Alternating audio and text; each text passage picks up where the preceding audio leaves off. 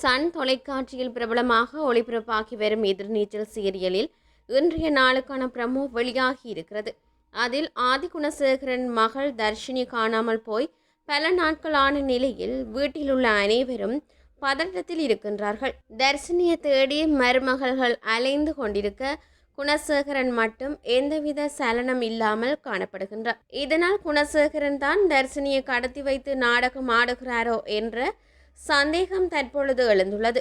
இவ்வாறான நிலையில் சக்தி மருத்துவமனையில் இருந்து வீடு திரும்புகின்றார். அவருடன் ஆதிரையும் வீட்டுக்கு வருகின்றார். இதன்போது ஆதிரை குணசேகரனை பார்த்து, உனக்கு தர்ஷினியை தேடுறதில் விருப்பம் இல்லை, நீ தர்ஷினியை தேடுவதில் மும்முரம் காட்டேல, அதற்கு மாறா அந்நிய திட்டுறதில தான் குறியாக இருக்கிறாய் என குணசேகரனின் முகத்திரையை கிழிக்கின்றார்.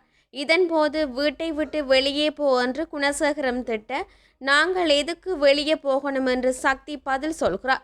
இதுதான் என்று வெளியான ப்ரமோ. அடுத்ததான் எதிர்நீச்சல் சீரியல்ல என்ன நடக்க போகுது என்றதை நாம பொறுத்திருந்து பார்ப்போம்.